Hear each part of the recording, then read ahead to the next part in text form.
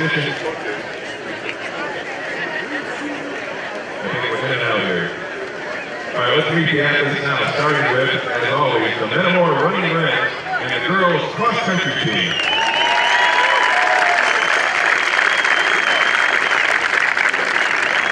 First up, let's meet Lizzie Allers,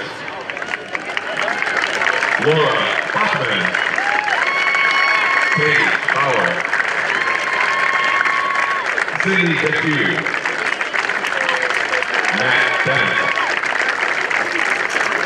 Amira Demirali, Rachel Fisher, Andra Fight, Eliza Fletcher, Allie Gillum, Sydney Goforth, Jordan Hansen, Carissa Hefferman, Taylor Hines,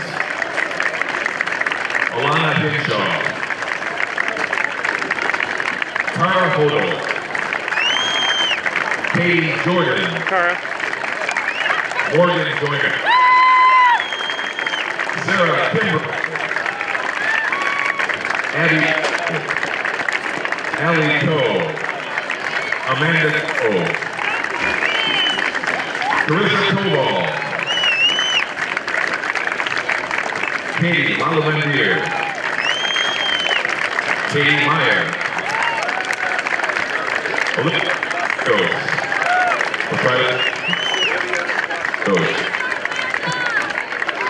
Olivia Palacios, Brooke Ramsey, Brianne Rowley, Abby Scannell, Tessa Schwarzenthal, Ashlyn Seth, Zoe Stoker, Lindsay Sergio, Carolyn Wilbur, Libby Whippler, and statistician Maddie Ayers, Ryan Hickman, Haley Kenyon, go laughing at my statistician, stat girl. You don't keep stats?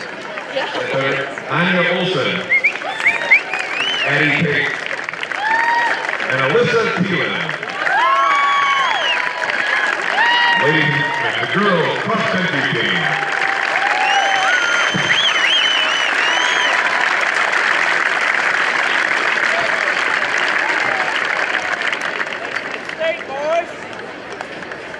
Next up, please welcome the Metamora boys cross-country team. Beginning with Bowie Adams, otherwise known as Bowie. Derek Ayers, Colton Ball, Kyle Parker, Stephen Barton. Is that Stephen? No. Is that Brad Phillips?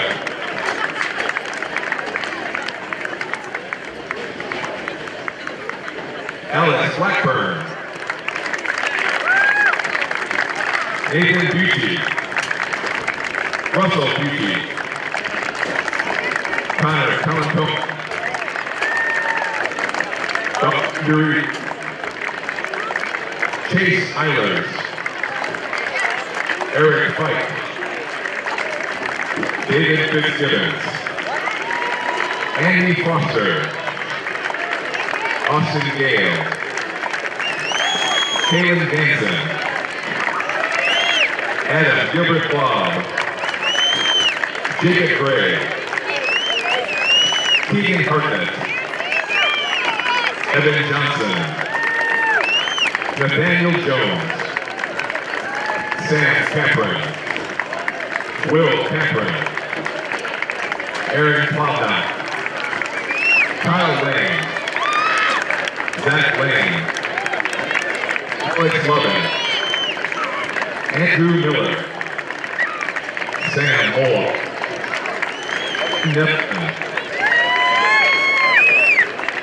Ian O'Loughlin, Reagan Pace, Logan Ramsey, Matthew Roberts, E. Shaw, Ryan Chaplin, Andrew Springer, Nick Thielen, Nick Tizzy, Evan Wallace, Justin Weary, Andrew Wolf, James Wolf, and stat man, Jimmy Agaki. Ladies and gentlemen, the boys cross-country team. And the coaches of this year's team, head coach Gene Jones, assisted by Pete Bachfischer, Jess Milliken, D'Angela Kimbrough, and Dan Herring.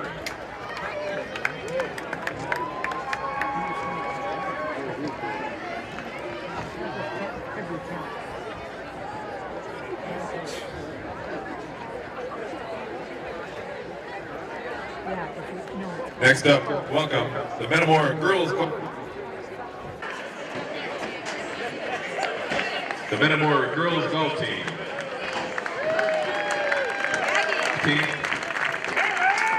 girls team is already.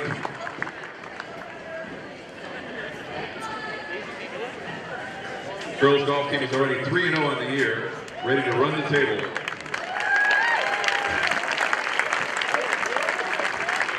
Let's meet them now. Introducing Brooke Dreyer, Taylor Ellis,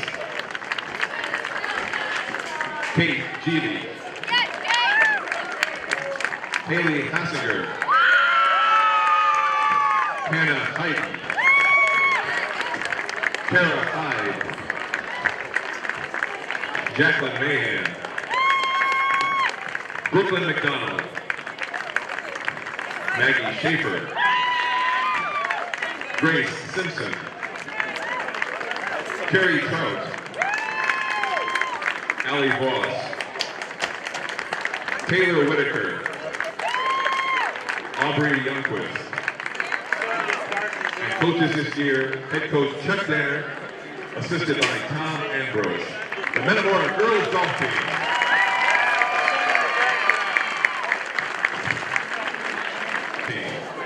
The boys golf team.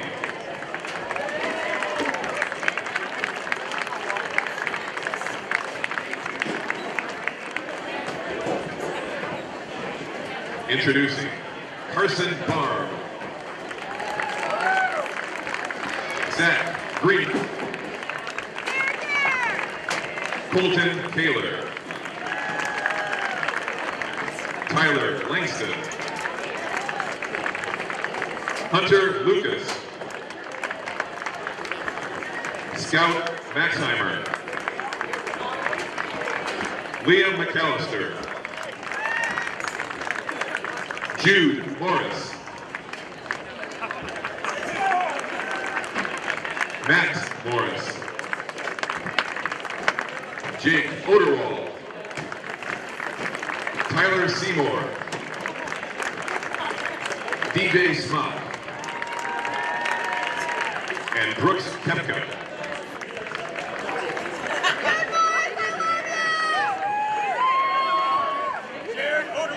I understand there's a Chris Reeves on the team. Did I miss somebody? There he is, Chris Reeves. And Jared Oderwald. And head coach, Mr. Danny Greaves. 2018 bowl. Next up, we're pleased to introduce the girls swimming and diving team for 2018. On land, Brooke Barlow,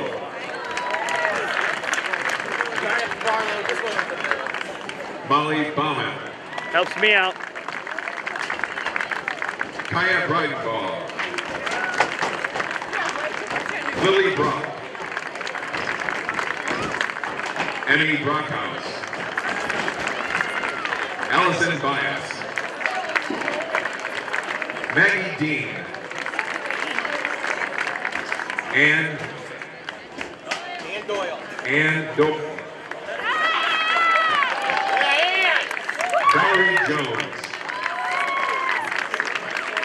Brooke McCormick. Mia Points. Kaylin Ray. Sophia Udell. And Grace Ulrich. And head coach Mr. Shane Morrison. The girls shooting and dive team 2018.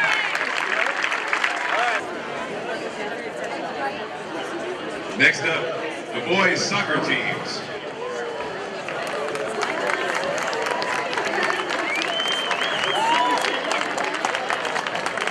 Starting with the freshmen, Clayton DeShipman, Griffin Hammond. Made it, nice. Mason Walker. Nope, you're good. Nolan Hainert.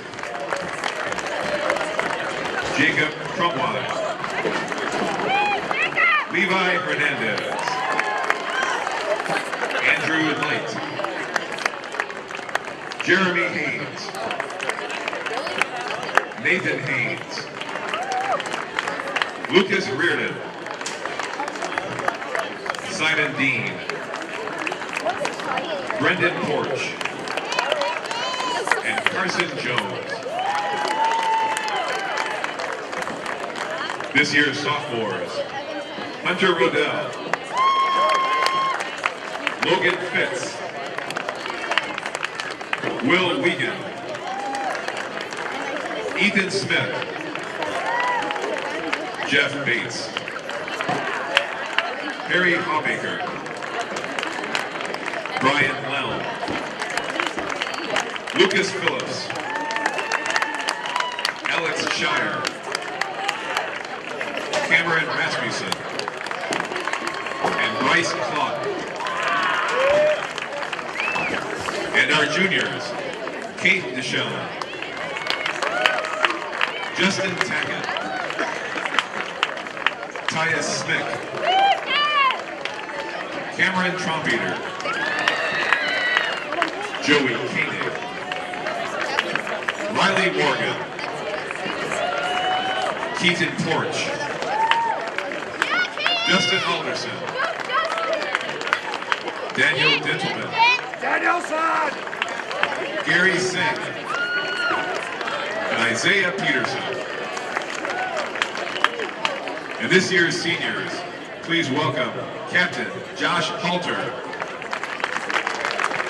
Scott Bates, Captain Michael Poppin, Great Long, Joe Reardon, Captain Glenn Mayer, Ed Doherty, and Nathan Haynert. This year's manager, Garrett Rice. And introducing the coaches, varsity coach Sheridan Ray, assisted by Jake Quinn, and JV coaches Phil Trompeter and Nathan Porch. The boys soccer team.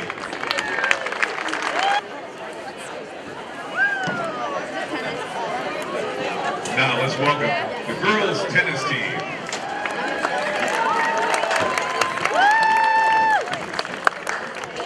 Starting with the freshman sophomore team, please welcome Sophie Carrico, Anna Frederick, Kylie Hyde, Audrey Yeager, Hey, Kevin. Come on in. Maggie Jewell, Eliana Roth, Dallas Smith, Belle Simmons, AJ Taylor, Patty Timmerman, and Jamie Willard. And head coach of the Frostoff team, Mr. Kelly Willard. And this year's varsity squad, Olivia Beltrame, senior captain, Mara Boast, senior captain, Madison Brinkman, Emma Dubois, Olivia Edwards, Nadia Friedel, Isabel Hammond, Liz Miller, Emma Wynn, Margaret Noe, Abby Nolte, Emily Hopper, and Carly Tucker. And this year's coaching squad, head coach Brad Boger, his assistants Lisa Clark-Pearson and Jake Cooper. The 2018 girls tennis teams. Yeah, I can never. I like try and jump over, like to see it. Because all the football boys are standing lined up right there, and so they're all tall. So like, Next up, the freshman girls volleyball team.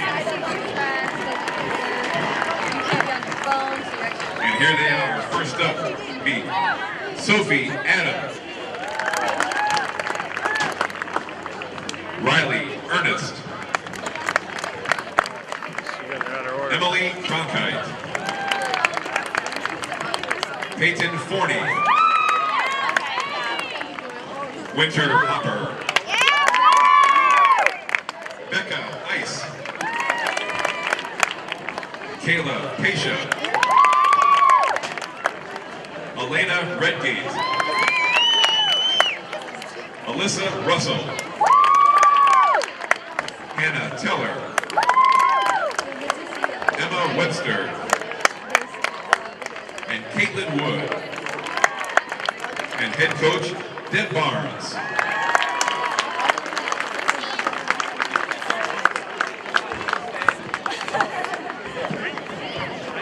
Group team. The sophomore girls volleyball team. I'm trying to figure out the theme.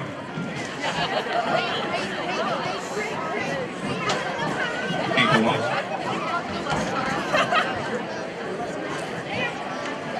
Leading off,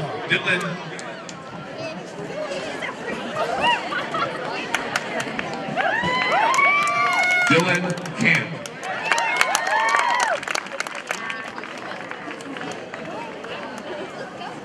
For all pork chop sales go to the purchase of a new wireless microphone.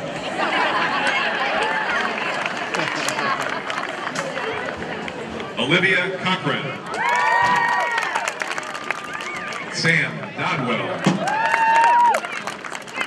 Danielle Domini, Sophie Duffy, Kristen Harvey, Stacy Lance, Caitlin Lemasters, Beth Peplow, and Alana Terry. Manager Caroline Curry, and head coach Ann Cowling. The sophomore girls volleyball team.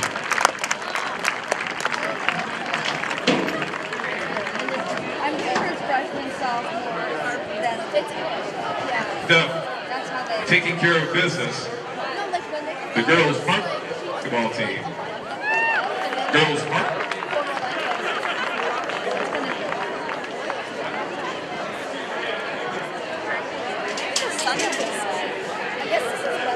First up, Olivia Allred, Reagan Bagol, Maddie Case, Isabella Cronkite, Haley Davis, Katie Devitt, Jada Graham, Kaylee Hieronymus, Rebecca Johnson, Kim Jones, Abby Sharp, Holly Springer, Kelsey Todd, Olivia West, Phoenix Wolf, and managers Kalani Wynn and Beth Phelps,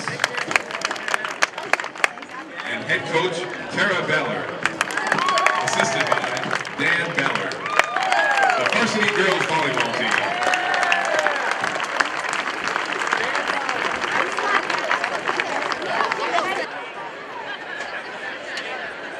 football on the side of the freshman team. Here we go. Number 1, Skyler Seals. Number 2, Matthew Cochran. Number 3, Solomon Court. Number 5, Sam Cole. Number 6, Connor Wilson. Number 7, Nate Green. Number 8, Braden Cliff. Number 15, Caleb Ewer. Number 17, Brady Matchett. Number 18, Carter Grantham. Number 20, Cody Guerra. Number 21, Brody Mansell. Number 23, Cole Maberly. Number 28, Spencer Wright. Number 31, Garrett Taylor. Number 33, TJ Rising. Number 35, Ethan Petrie. Number 37, Kyle Rose. Number 42, Dakota Christensen.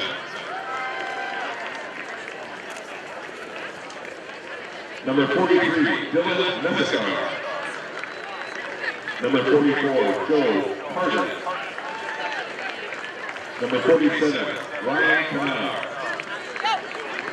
Number 52, Carson Irvin. Number 54, Michael Myers. Number 56, Logan Cole. Number 57, Quinn Bessler. Number 58, Ian Wallace. Number 60, Dave Minor. Number 63. Number 64, Jake Bradshaw. Number 70, Dylan Deal. Number 74, Cameron Keith. Number 76, Owen King. Number 77, Colton Pescini. Number 81, Aiden Rice. Number 84, Chase Reed. And number 89, Ryan Bobden. Head coach on the freshman squad, Mr. Steve Keesler. Assisted by Kurt Ryan, Garrett Whistler, and Matt Nelson.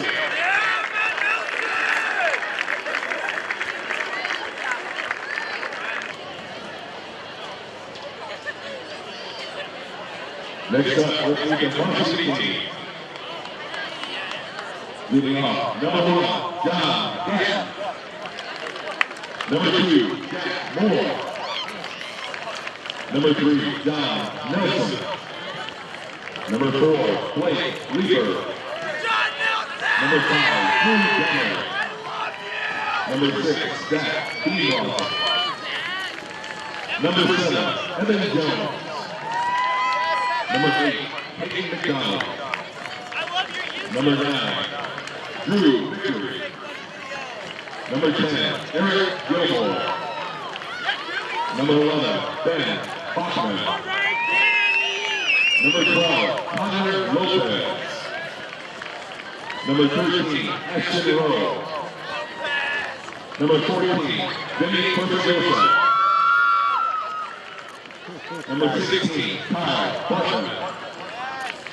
Number 17, Derek Gatton.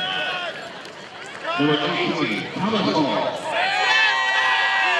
Number 19, Brayden Thomas. Number 20, Austin Yeager. Number 21, Tyler Burnett. Number 22, Ryan Gallo. Number 23, Clay Kiesler. Number 24, Jake Welch. Number 25, Zach Poston. Number 26, Owen Porter. Number 27, Caleb Welch, Number 29, John Dyer. Number 30, Bryce Bishop. Number 31, Justin Sparks. Number 32, Austin Asbury. Number 33, Logan McClure. Number 34, Austin Allard. Excuse me, Matthew Allard. Number 35, Malachi Rooks. Number 36, Toby Largent. Number 37, Nathan Colbert. Number 38, Ryan Vogel. Yes, Logan! Number 39, Caleb Sam. Baseball! I got baseball! Number 41, Brody Anderson. Number 42, Austin Zeller. Number 43, David Reynolds. Number 45, Brayden Schmitz. Number 46, Ethan Myra. Number 47, Bart Fight. Number 48, Reed Brockhouse. Number 50, Brendan Patterson. Number 51, Peter Kaufman. Number 52, Cy Gilmore. Number 53, Dylan Schmidt. Number 54, Zach Hines. Number 55, Sarah Passenger. Number 56, Josh Ellis. Number 57, Zach Parker. Number 59, Ben Hoffman. Number 60, Luke Vogel. Number 61, Sam DuBois. Number 62, Peyton Carter. Number 63, Joe Birch. Number 64, Brandon Love.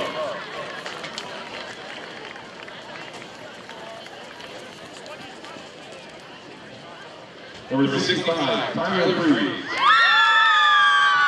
Number 66, Austin Robertson. Number 67, Tyler Davis. Number 69, Drake Coles. Number 71, Dalton Smith. Number 72, Eric Ryanson. Number 74, Kip Coconati. Number 77, Cole McNabb. Number 79, DeAndre Spanbauer. Number 80, Trevor King. Number 81, Trace Melody. Number 82, Ethan Shoemaker. Number 83, David Williams. Number 85, Jackson Swanson. Number 86, Nick Harlan. Number 87, Dan Gill. Number 89, Ryan DeGole.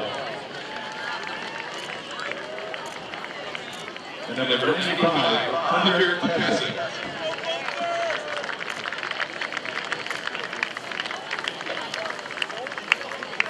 And this year's student film director, let's welcome Joseph Crumley.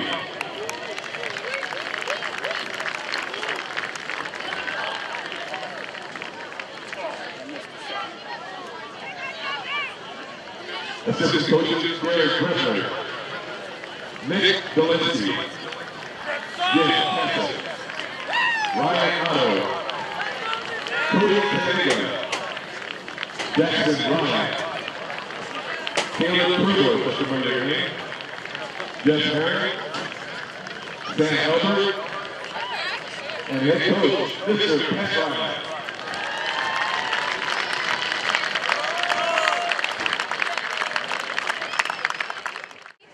Let's welcome Cameron Bromley,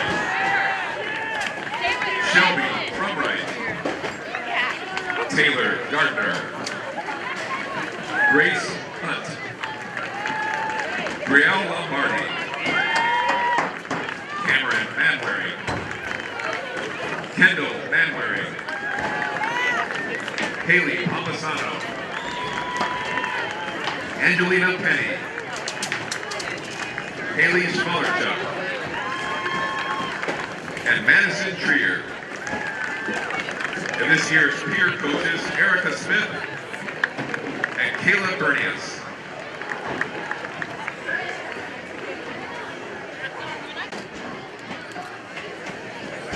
And now let's meet the varsity squad. Welcome, Maggie Babcock,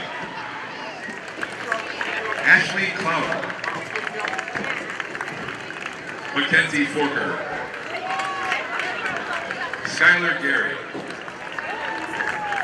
Audrey Armstrong, Captain Ellie Hope, Captain Mackenzie Schroeder, Catherine Aarons, Captain Elizabeth Ufile, Hannah McClone, Skylar Brush, Brianne Gardner, Madeline Weiss, Carrie Robbins, Mia Rodell, and manager Madeline Albright. And coaches this year, Lisa Doty, Jennifer Jewell. How about a big hand for our cheerleaders this year?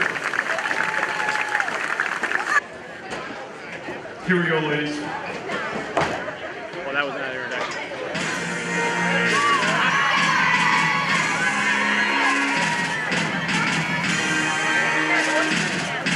What? Louder? Speak that for louder.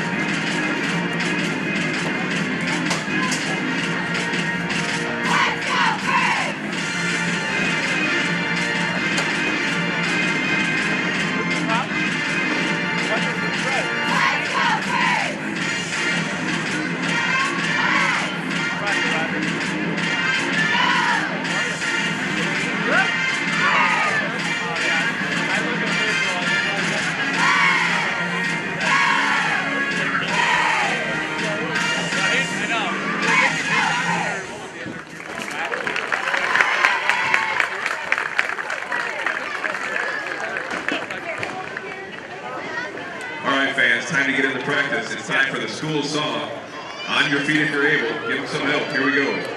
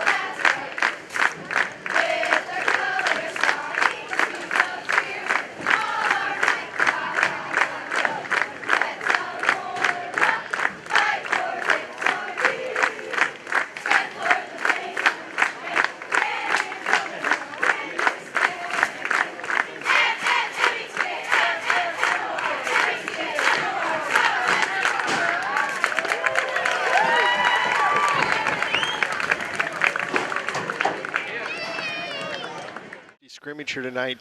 Nice numbers in the program with freshmen all the way through the seniors, and it's something new this year. No sophomore football. It's JV now. Yeah, you know, in a lot of respects, I like that because you get a lot of juniors that don't get a chance to play and get better. This way, they're going to play once a week no matter what. They're going to get better, and hopefully by playoff time, they'll be able to back up or even step in and start if somebody gets hurt. Yeah. So I think it really helps the junior class. Yeah, I've when I first heard they were going to do that, and that it was a probability, Pat Ryan told me about it, and I thought, man, I love Monday nights. You know, Monday nights in Metamora have always been pretty special. And that's a key to the reason why Metamora has had success, you know, the last few years, or the last 20-some years, is because we take sophomore football, and you did too when you coached here. You took sophomore football very, very seriously. That's not the case at every school, but when he explained what they were going to do, it made a difference. I mean, it made sense. Yeah, it did. When you first think about it, you think, oh, no, you know, like you, well, what's going to happen to the sophomores? But the sophomores are getting fewer and fewer, so they're going to play. they're going to play with the juniors, and maybe it'll bring them along a little quicker. Yeah, you're right. And, you know, there were only 2 schools that voted against it. Which 2? Pekin and Canton. Huh. I wonder what were their reasons. Pekin, because they have numbers, so that was never. Yeah. But Canton is still a mystery. I'm Yeah. not sure. I just don't know. I don't know. Yeah. Why they would do that. Unless they're worried about playing their juniors on Monday night and getting hurt and can't play on Friday night. You know, that maybe that was it. I don't know, but there's a number of juniors that need to play that don't play, and you don't get that experience standing and watching, or in practice for that matter. Vogel kid can really kick, can't he? Yeah, that was mostly just trying to get it high and.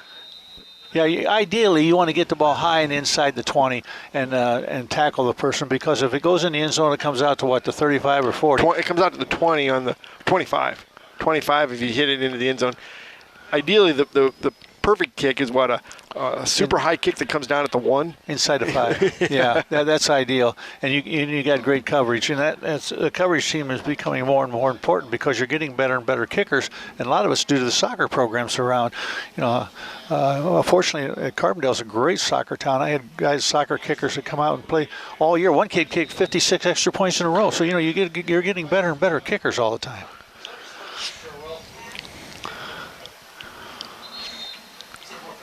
He's got a nice arm. That's Tommy Hall does. Yes, have a he nice does. arm. And he threw that just a little bit high. He's probably, you know, first few plays you're a little bit nervous, all the people here. So it takes a few plays to kind of settle down. You're going to have to find people who can catch the ball.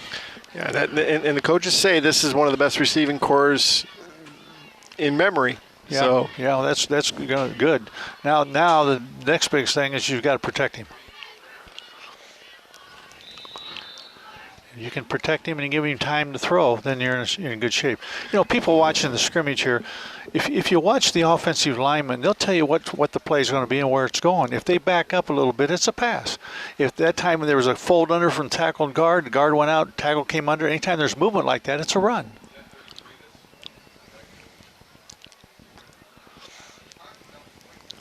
See, back up, pass.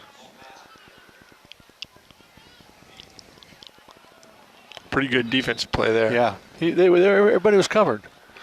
And he's got to know when to throw it away too. You know, you don't want to take the loss, you don't want to take the sack, and he was back there for quite a bit. So the line did a good job. But they're going to see some good defensive linemen in the conference. You know, I got to play for you for 2 years, and I always remember that it always seemed like emphasis night was more of a burden to you because you never really liked it. Right. You know, you always fear the injury that can take a kid completely out of it. You know, that 1 year we lost Steve Holman first practice, and Guth we lost. See all the people pulling, you know, it's immediately a run. They had the left guard, left tackle, and left end all pulled. And you're not going to do that in pass unless it's some type of a bootleg. But so you can pick that stuff up as soon as it happens. Then you can pick up your receivers. My junior, we had a really good running back, Jeff McKinney. I think I heard of him. Yeah, he's pretty good.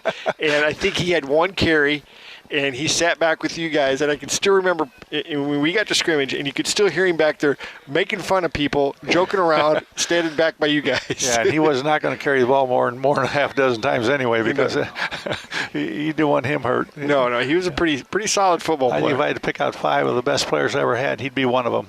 Really? Yeah. Oh, yeah. Yeah. He was awesome. Offense, defense, Henry. Yeah, he was a good football player. A good football player. And then you also coached the current head coach at Metamora, Pat Ryan. Pat did an outstanding job as a quarterback. He was what you call a true running quarterback. Ran the option well. He used to joke about his throwing, but you know what? He could get the ball from point A to point B no matter what it looked like. He got it there and got it there on time.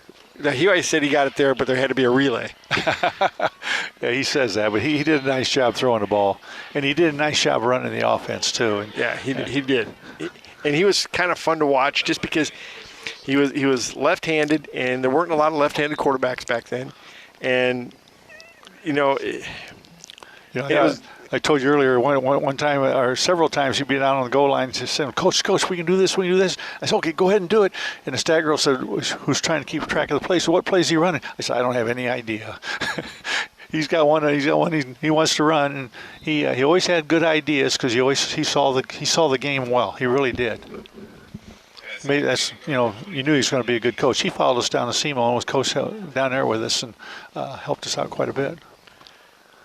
Did you know at any time that he was going to become a head coach? Did you have that kind of quality I about felt him? like he would, sure. I didn't think quite as soon as he did, but yeah, he has a way of relating to people, and he's not. Sometimes the young coaches are all negative. He wasn't that way. He was a good coach. He knew when to compliment, when to get on you, and he knew football, and he studied football. So you could tell he's going to be a good coach. Just a matter of time.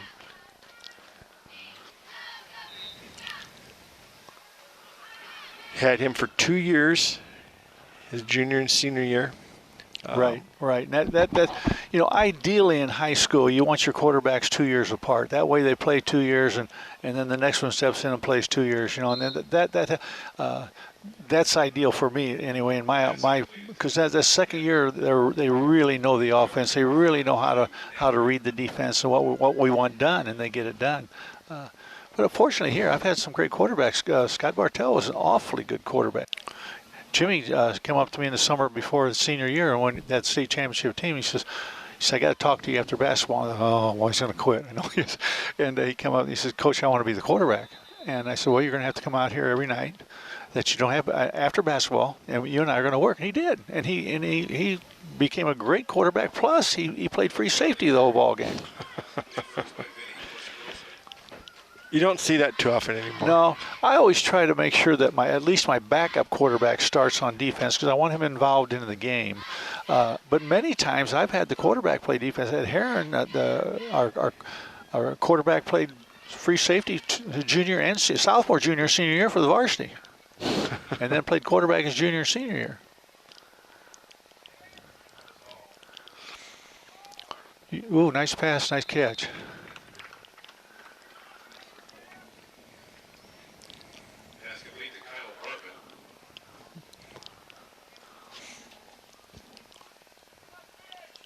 Quarterback's got double duty here. He's got to tie the kid's shoestring.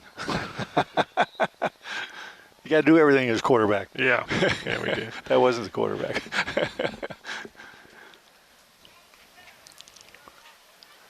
But we were always told as quarterbacks, when I played, that you are responsible for knowing everybody's rule on every play.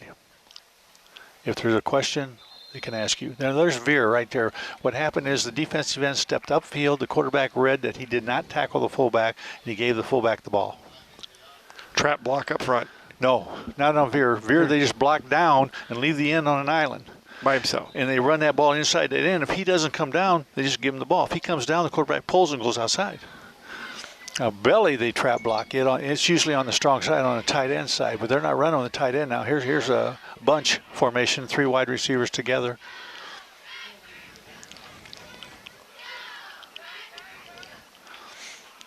Did you just throw that away? Well, I don't know if he did or was rushed a little bit. It looked like maybe he was rushed and had to release it higher than he wanted to, and it went over the receiver's head.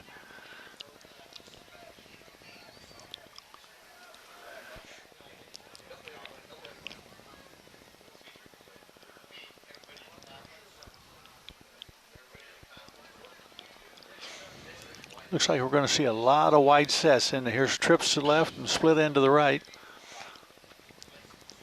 Run, run, run.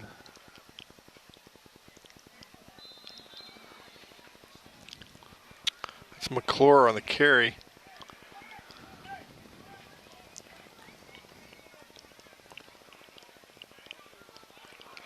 Looks like we got some new linemen coming in. New offense.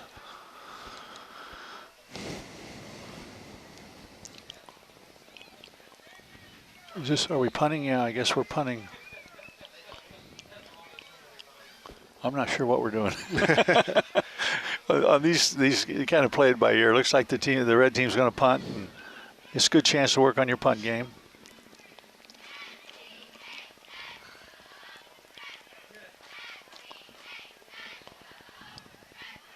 This is one thing you can't, you've got to practice your special teams. They can be so important in ball games, and you need somebody back there can catch the ball. And it's so important to catch the punt, because if you don't, on some of these AstroTurfs, it bounces forever. So you need somebody back there that not afraid to step up and catch the ball in a crowd.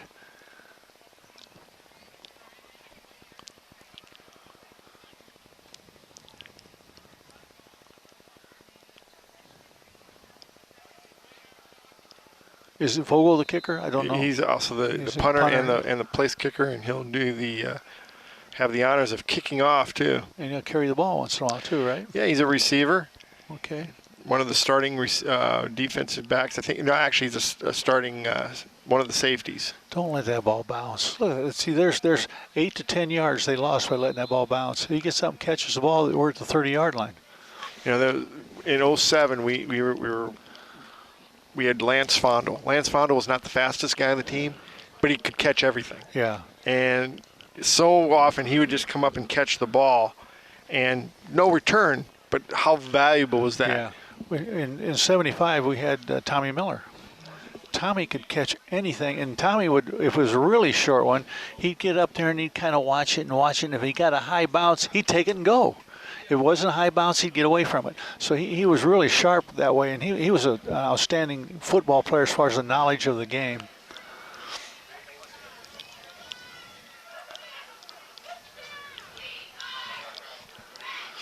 But you need somebody back there.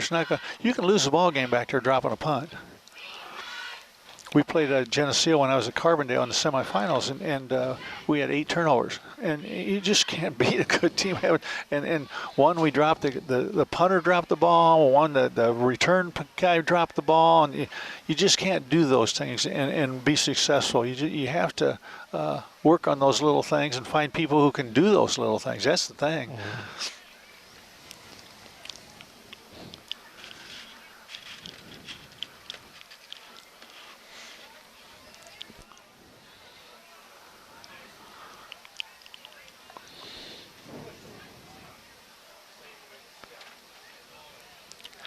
The other thing too is you're probably not showing a lot here tonight. It's basic stuff. Sure. You're not going to probably run your pass patterns that you would normally run in a game. No, you're going to be pretty sound, pretty basic, and you don't want to show a whole lot. You don't know who's here, and there's bound to be somebody here from some other team, and we've had them come as far as Charleston to see our scrimmages, just find out what we were doing. But you just want to do a few things well. And survive without an injury. And if you do that, you're okay. You need to use the film to evaluate, particularly the linemen, because those are hard to judge from the sideline. But on film, you can break it down and watch and see who's doing a job and who's not doing a job. So a lot of these kids are earning a starting position or second string by the game tonight, the scrimmage tonight. I think Vinny Corsa-Grossa in at quarterback right now. Oh, yeah. His grandpa and I are real good friends. We both coached at Woodruff and coached the freshman team and the sophomore team and helped out with the varsity teams there. So Jim and I go way back. Actually, I know he's here tonight because he never misses. Actually, that's not Corsa-Grossa in at quarterback. Oh. We don't have a program with us, so I'm not sure. Number 2. Corsa-Grossa, I think, is playing more defense than offense. Yeah. Do we decide his number is 14? Yeah. Okay.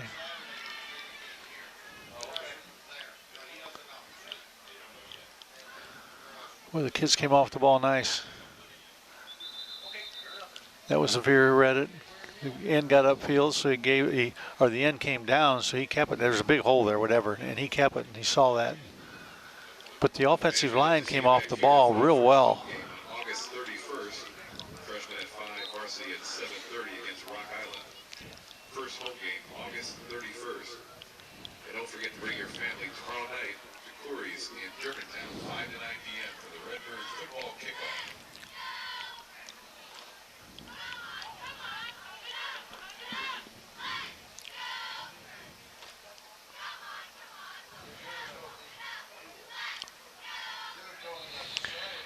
It's so hard when you're running basic stuff. And the defense is going to know what you're playing, what your plays are. Yeah, that's the thing. The defense should know the offense as well. They've seen it for a week now, and 3-hour practices a day, so they should recognize it.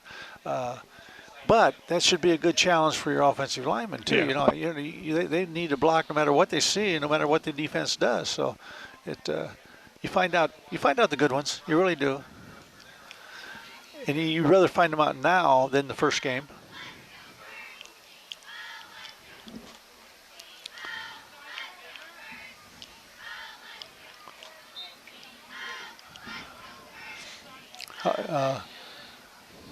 I've gone into seasons where the really only scrimmage that we have was the first game and tried to play 22 kids, and you soon find out that that's not the way to do it, because some of those kids who are playing shouldn't be playing. So that's why you have to have these scrimmages to find out which ones are going to play and which ones aren't. Ever had a really bad injury during a public scrimmage like this? Not that I can think of. No, not in this game. But, a lot of times too, we would play this game even against even, and the game ended up 7-6, and we go through the whole shooting match except maybe the special teams. And when that happened, usually we found out we had a pretty good ball club. But, most of the time now, they always the offensive coaches seem to have the players they want, and it becomes an offensive ball game. So. Defensive coaches get mad at you. I want so-and-so over here. Well, you're going to get him eventually.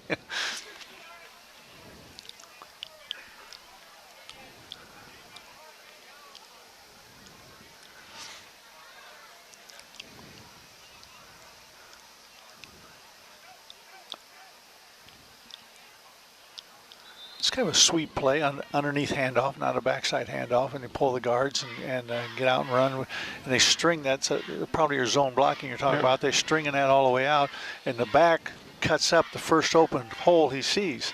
And if the guy runs with the lineman, there's a hole. If they don't run with the lineman, then there's a hole outside. So hopefully something opens up along the way. But it takes a lot of work to run that. It really does.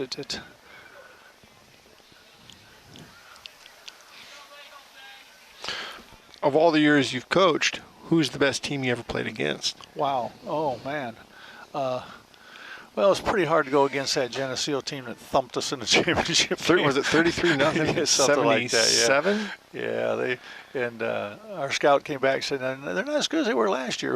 Oh, man, it killed us. They really killed us. But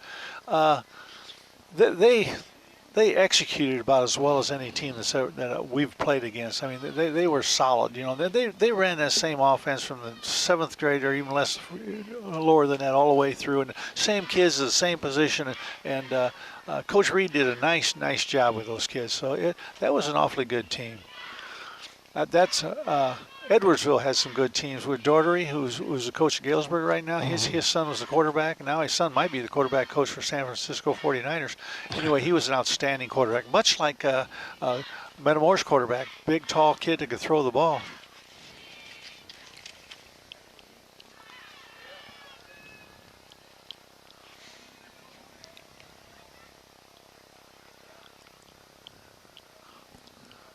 But here, a little quickness.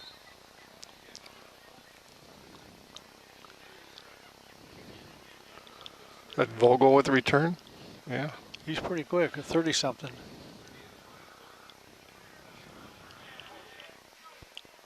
.38. Yeah, Vogel with the return.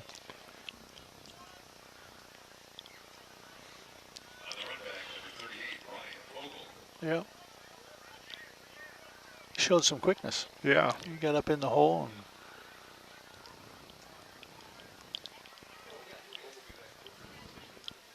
Who's the best player you ever coached against? Oh. Would Wayne Strader be in the top 5? In our ball game, he was good, but I didn't think he was great. I really didn't. That's hard to say. Just off the top of my head. Probably have to be somebody that we played against here at Metamora, and maybe one of those kids at East St. Louis that Orlando Pope or Johnny Poe. Those two kids were awfully good, and we had to know where they were at all times in the game. And they had a middle linebacker, Orlando Pope, who went to Purdue. That was awfully good too. And Maddox was a good quarterback for Washington. You know, I was just thinking, and he played against Bartell in one of the last games on the old field up here in an overtime ball game, and we beat him in overtime. The people were lined up to get in the game before school was out. Really? Yeah, and it was packed. It really was. It was a heck of a ball game. Tremendous ball game. Was that 2018? Yeah, I think so. The overtime game, I think. It went right down to the wire. The Moments game, it was fun. It was overtime. It was not overtime, but it was a wet night, damp and cold. Yeah. Were you down 21-0 at halftime? 21-0. We had our offense had a total of minus 34 yards on offense, and we won 22-21. But there was a kid that. A tight end for Geneva that was awfully good too. Ed, was his first name Ed? Could have been. Yeah. Yeah, he was awfully good too. I want to say Rourke, but that may not be right. No, that doesn't sound right. But I worked with him in the All-Star game. Alkstetter, their coach, and I worked together. Or not together, we were on opposite teams, but we got to know each other in the All-Star game. Probably the best player I ever coached was a kid named Seth Smith, Carbondale. Seth went to Michigan on a full ride. Seth set all kinds of state records on punt returns and catching the ball and running. And he was unbelievable. He was good enough to play on Sunday. He got into some trouble and had to come home. He was such a good athlete. He played on the Fab Five team in basketball. Really? Yes, when he was up there. I just heard from him the other day. Wow. He's going to come over to Carbondale next weekend.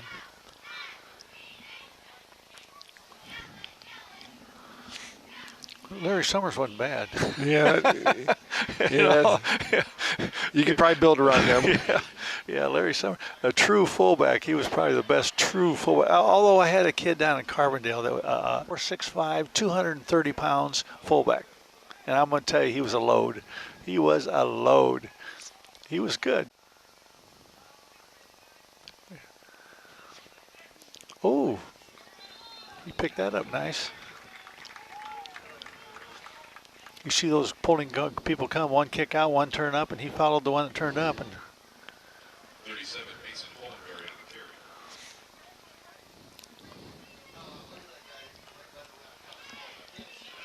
But it was hard to beat Jeff McKinney. Oh, man, what a ball player. Yeah. What a ball player.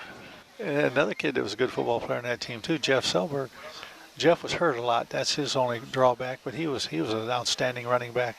He broke one for 80-some yards in that Moments game, I think 88 yards, something like that. That right start of the second half to get us going. That got you back into the positive yardage, didn't it? Yeah, one play. Yeah. I was in 6th grade. Really? Did you stay for the game? Because a lot of people went home. My dad stayed. I was freezing, so I went home. But, the kids say they went home, and their parents say, "Well, how bad did you get beat?" So we won. No, you didn't. How bad did you get beat? Yep. So their coach resigned right after the game. Ooh. They stood him up, didn't they? I think 14. if I remember, Corsa-Grossa. I think if I remember right in that game, they even the news had the score wrong. They had it as a 21-7 Moments win. Yeah, I can believe it. Because it took a little while. The second half took a while too. And we took a real chance too because we went for two with 3 or 4 minutes left in the ball game. We faked it and went for two. I think we threw the ball to Suckler in the end zone on a fake extra point. So, you watch this team down here, and there are signs that this team could be pretty good. Yeah, they are. They got a little quickness. Of course, they got an outstanding quarterback. They don't have the size that Metamora teams have had in the past, but it looks like they move pretty well. I see the linemen coming off real well.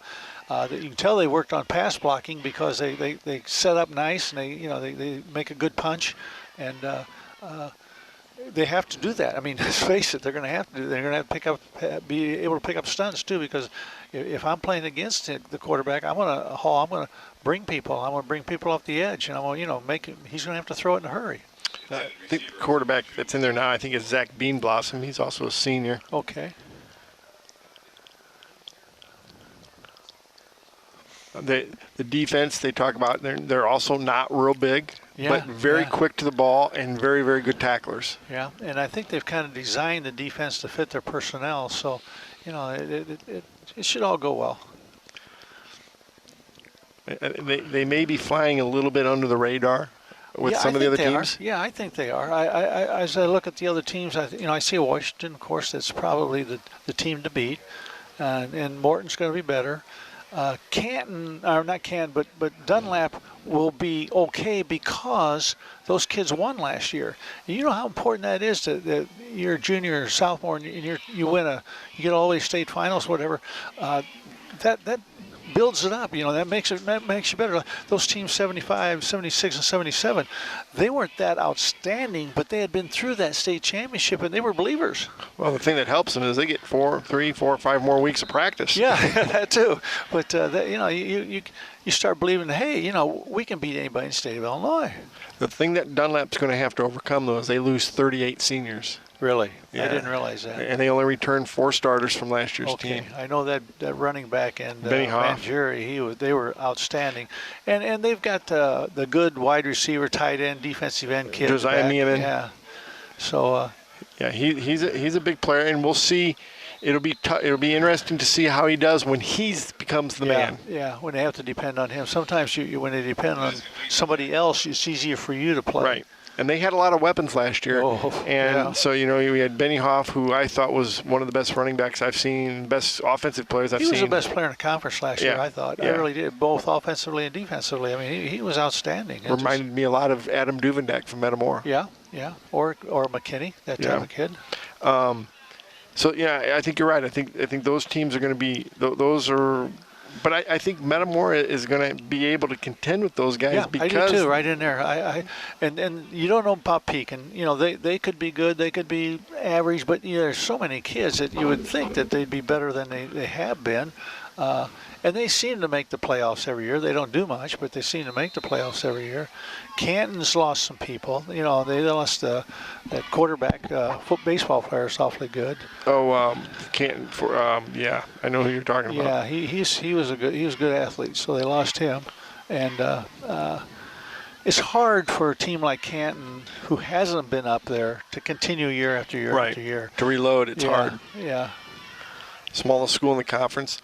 Is it? Yeah. And then the second smallest school in the conference is Morton. I didn't know that. Yeah.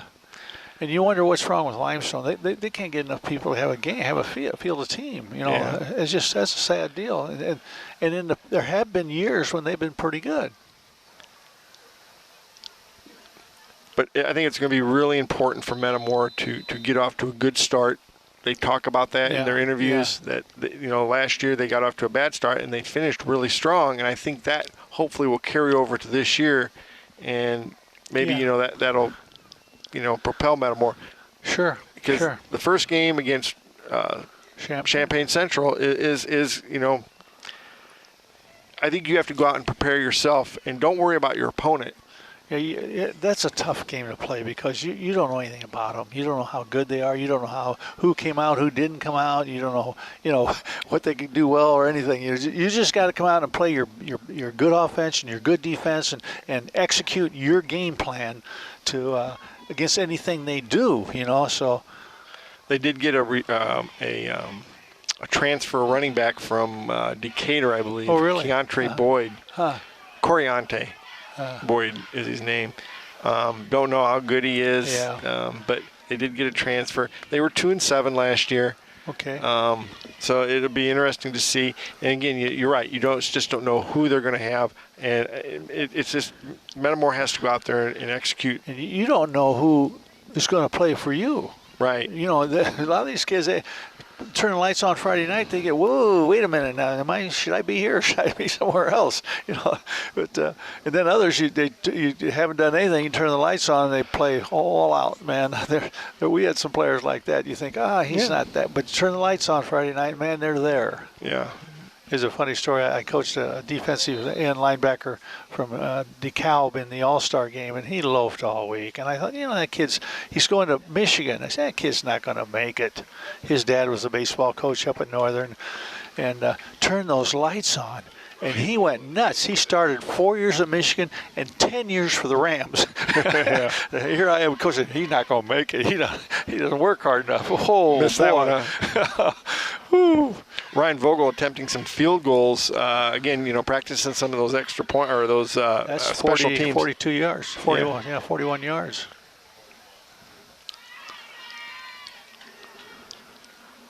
Gets them up there where they won't get blocked, doesn't he? Gets them Got it. Nice and high.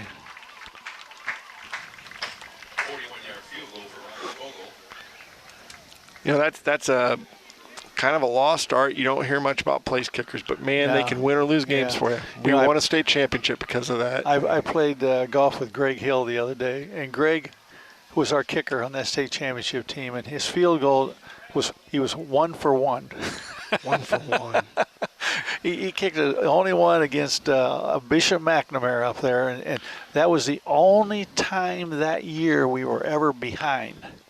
And he kicked a field goal, and then we kicked off, and we're still behind, and they have an all-state running back, one of the best running backs we saw all year, and he lets the ball roll dead inside the 5. Yeah, Eric on Johnson. On the kickoff. And Whittington got it. Yep. Whittington got it inside the 5. And we scored, and we were never behind the rest of the year. But he kicked that one field goal. He was automatic on extra points, though, all year. Was that running back's named Eric Johnson? I don't know. It's been too many years ago for me to remember. Number 38. He was an running back. And here it is, the 11th ball game of the year, maybe the 10th or 11th ball game of the year, and he lets the ball roll dead on a kickoff. Yeah. Wow, that was great athlete. He was a great athlete. Was that still Rich Zanani? Yeah, Zanani. He was the coach. He's still there, I think. Yeah, I think he is. He was there. Played in that old stadium. Yeah. Been there for years. What I really like about playoff football is that you got a chance to travel all over the state and play football. In places where the kids would never have a chance to play. Going down East St. Louis and playing at that old Parsons Field, that was really an experience. And playing some of these places, that big old stadium at I guess Alt Marquette was here, but we scouted Alt Marquette. They had that big old stadium, but Alt Marquette had the quarterback Morrissey that was so good.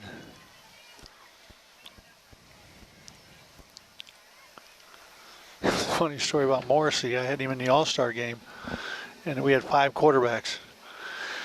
I was the defensive back coach, and when we broke down, I jogged down the end. I turned around. I have 1 defensive back, 1. And he looked at me. He says, "Do I have to do all those drills?" I said, so I went to the quarterbacks and I went to the coaches. I said, "I need some players." And so they said, "Well, Morrissey's not going to play much." So I said, "Matt," "Hey, you can come over here and you can start in the secondary and be one of our better defensive backs." He went to the dorm, packed his bags, and went home. Then I had the Solomon and Abner, those 2 kids from Peoria, East Peoria and Emmanuel. They were tremendous. One of them went to Alabama, and one of them went to Colorado. He said, "Coach, we'll play both. We'll play both ways."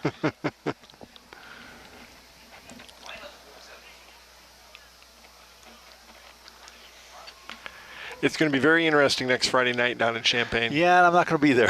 Yeah, you're getting inducted into the Carbondale Hall of Fame. Congratulations. Yeah, they'll put anybody in there if you stick around long enough.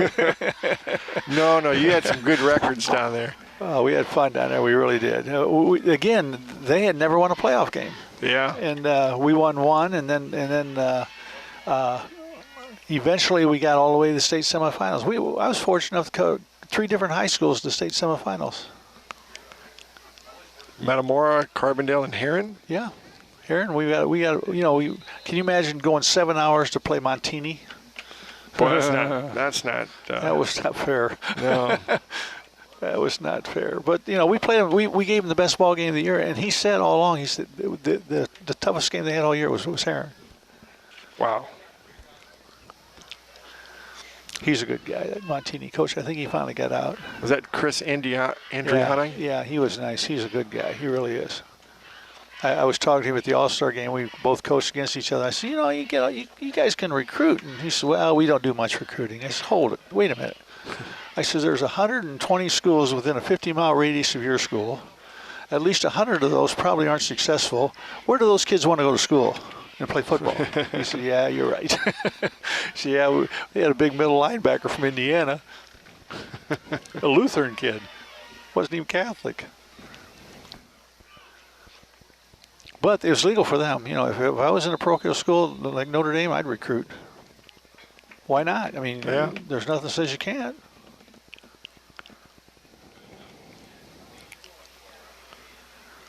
Wow. Nice play. Yeah.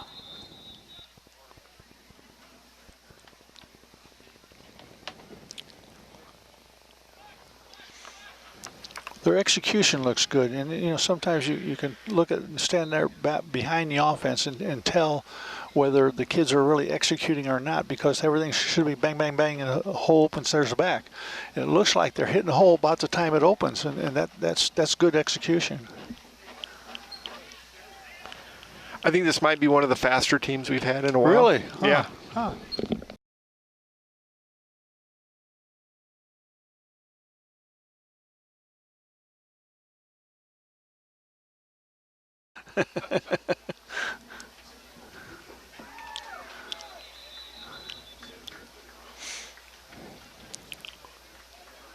I think we're now getting to the point where we're letting everybody play.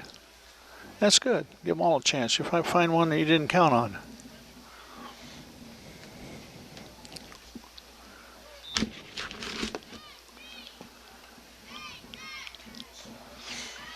These things tend to go on too long, and you're always hope that last play doesn't involve an injury.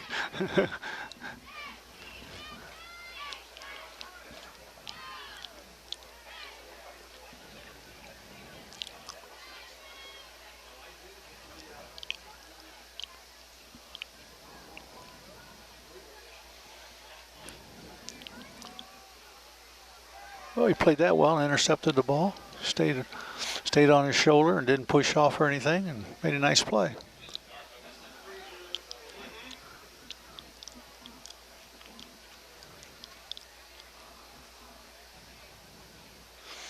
Quarterback's got to make sure that if the ball is not caught, it's thrown too far. The only one that should have a chance to catch the ball is the receiver.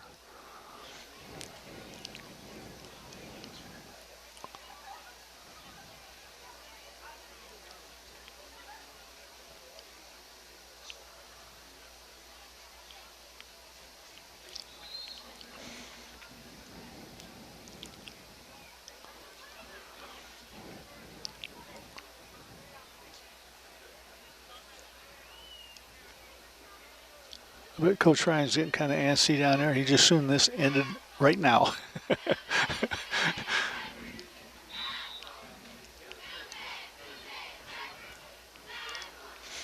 But the film will be good. It gives you a chance to kind of hone your offense to make it a little bit better for next week, and maybe make some personnel decisions.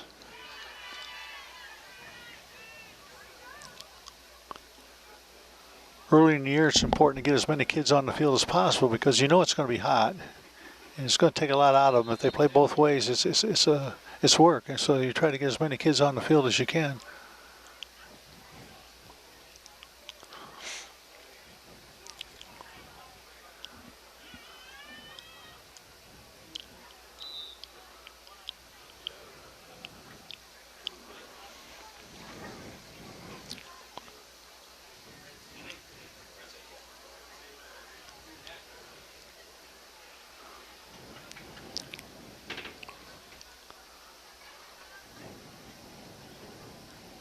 Here they come running. You can tell when that guard pulls it, it's a run. It's not a pass.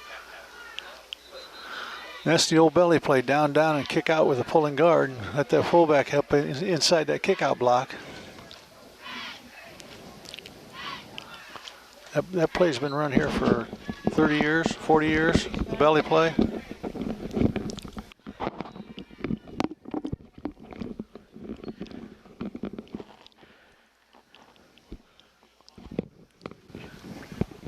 You need to get in there? No, I'm good. Oh.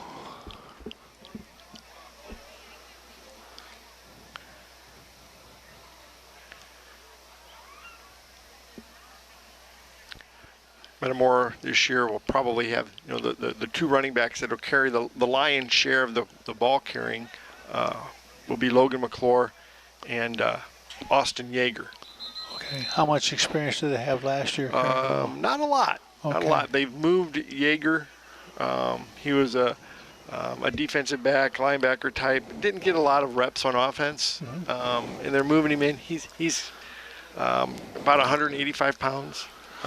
Pretty fast. Yeah. Well, they took that kid in Dunlap. He wasn't a running back. Exactly. Benioff was not a running back. And so, you never know what you're going to get.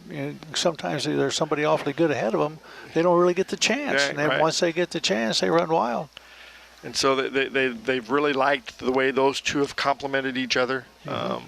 Logan McClure is a big, strong kid. Has a little bit of speed to him. Maybe not as fast as Yeager, but not far off. And Yeager's got a little bit of a mean streak to him.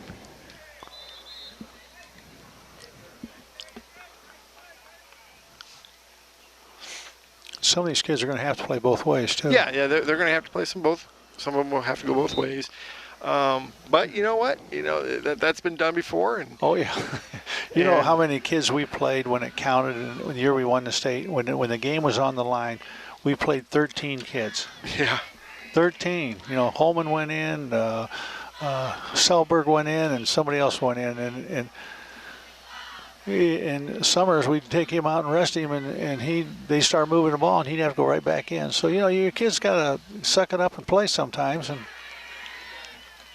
that's why I tell him, you try to get as many kids on the field as you can. That's going to help you, because it's going to be hot. They're going to be tired. You got a bus trip, right, down to Champaign, and so that takes a little bit out of you. Chartered bus. Okay. Whoa, big time. Carbondale, every varsity team takes a charter bus on every away game, no matter what the team. Volleyball, everyone.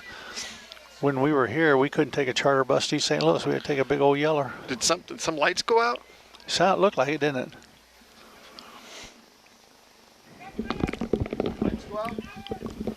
Lights go out? Dark out? Well, it's dark right here on this side. Yeah, they said that this one's been off. Well, they've been working on the lights. Maybe that one's not done yet. Okay. Well, I thought something just when they ran down there, something went dim on it. We played Pekin here one year, and all the lights on this side went out. Yeah. Second half. Yeah. When I would ask Pekin, I says, we were way up, and I says, what do you guys want to do? You want to just hang around until we get the lights on, or you want to go ahead and play? They want to get out of here.